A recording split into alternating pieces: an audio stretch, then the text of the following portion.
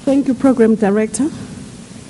Executive Secretary of UN INECA, His Excellency Mr. Carlos Lopez, the Minister of Industry of Ethiopia, Mekonnen Meyamezawi, Vice President of ADB, Mr. Ali Abu Saba, our former President of Botswana, His Excellency Mr. Festus Mogai, Honorable Ministers, representatives of member states, representatives of regional economic communities, distinguished delegates, representatives of international organizations, ladies and gentlemen. I'm pleased to be invited to participate in this 8th section of our African Development Forum on the highly topical and important issue of governing and harnessing natural resources for Africa's development. But maybe before I say that, just to congratulate Carlos for taking this responsibility and agreeing with him that we should work together very closely. I think the three organizations, ADB, UNECA and ourselves, should work very closely for Africa's agenda. So congratulations, and hopefully we are starting this mandate together and we'll work together. Next year, Africa will be commemorating 50 years of the founding of the Organization of African Unity, the forerunner of the African Union. This being the watershed marking the independence of our continent, the 50th anniversary will be an occasion to take stock and to map the way forward for the next 50 years. And I believe the discussion and outcome from the ADF should provide useful inputs into the stock taking that Africa will be making during its 50th anniversary. So as a result, we are looking forward to the outcomes of this meeting. And because I'm talking to experts and intellectuals and activists in this field, I'll mainly pose questions and look at the results at the end of your meeting for answers.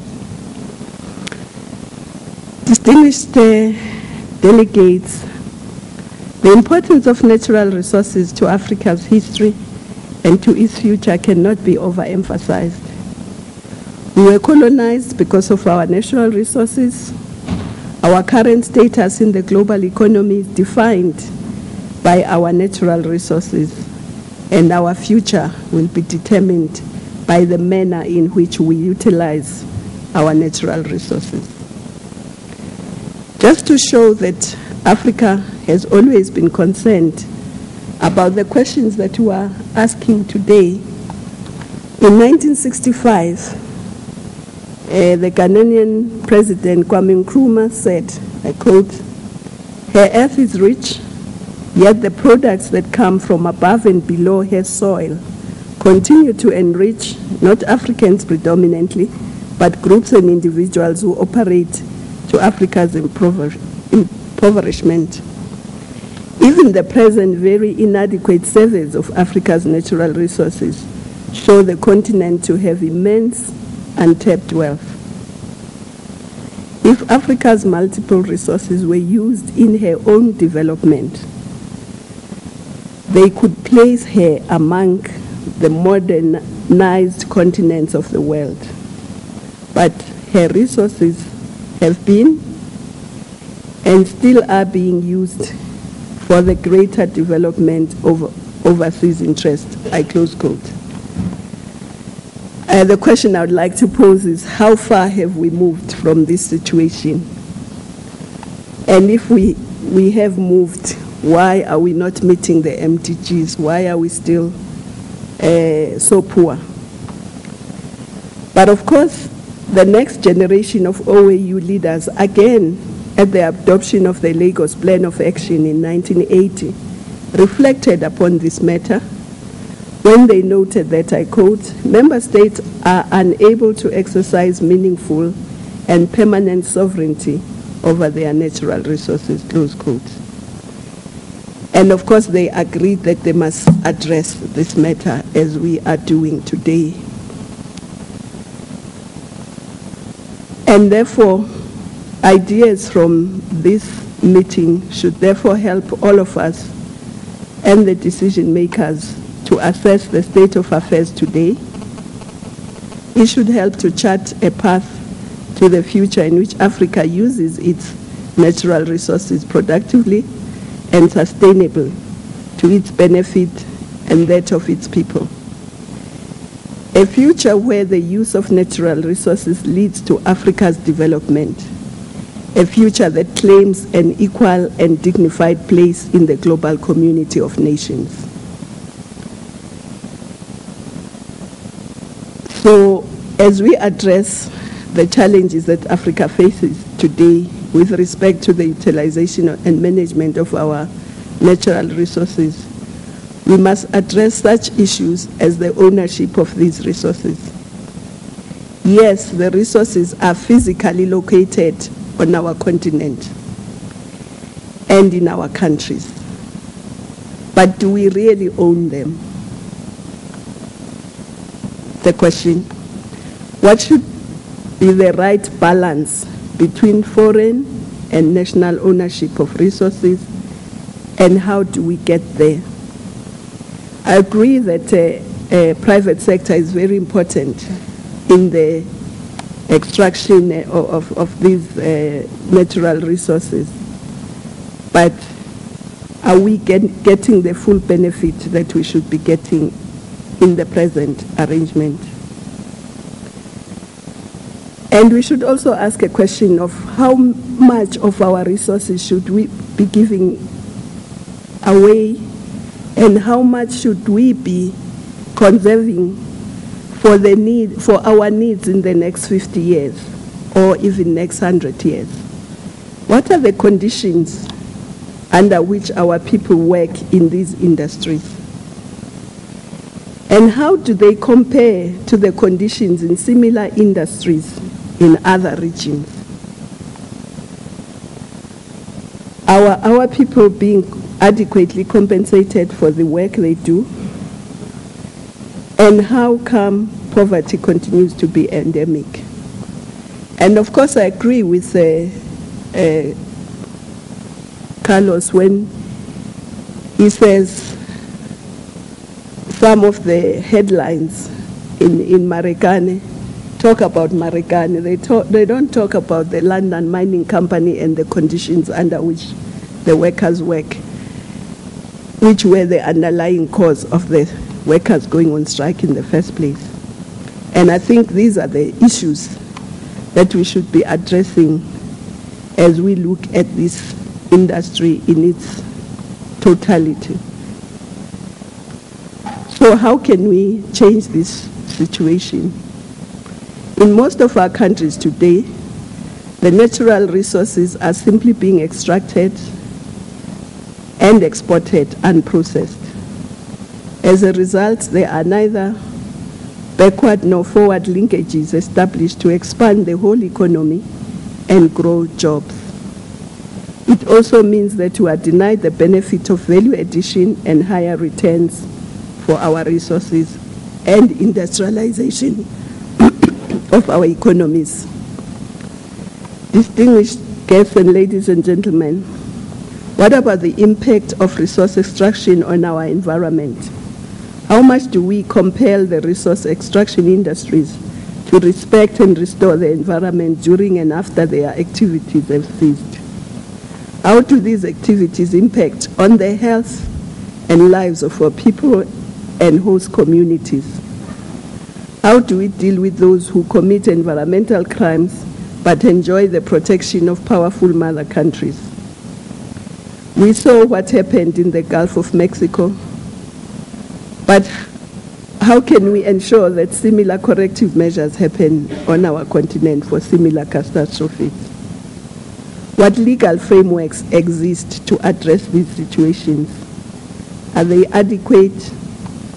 How do we ensure justice for the victims and the voiceless of our people?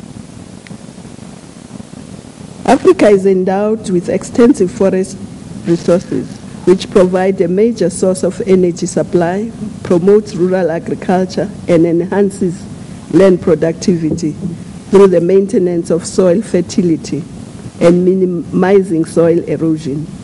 They also act as carbon sinks, therefore serving as the lung of the planet. Unfortunately, these forests are quickly diminishing due to unsustainable and often illegal logging and due to other acts of deforestation. Some of these acts are done by people who should know better, including large foreign entities. The world is now talking about the green economy in the light of diminishing fossil fuels. How is Africa preparing itself to engage in the ongoing global discussion and transformational processes? Again, do we have proper legal frameworks in place and adequate to protect our land and environment, as well as food security in the face of threats from agro-fuel crops? What should be done and what should be the role of genetic engineering in agriculture and the new green economy? I'm also concerned about the unregulated and sometimes illegal harvesting of our marine resources, leading to depletion of the stocks and destruction of our marine ecosystem.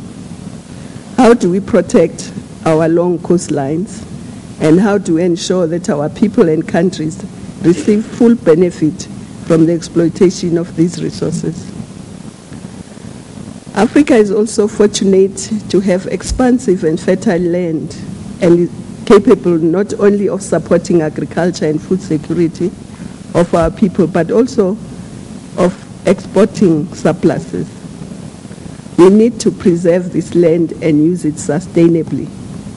To this end, we need to support and train our people in sustainable methods of agriculture and other uses.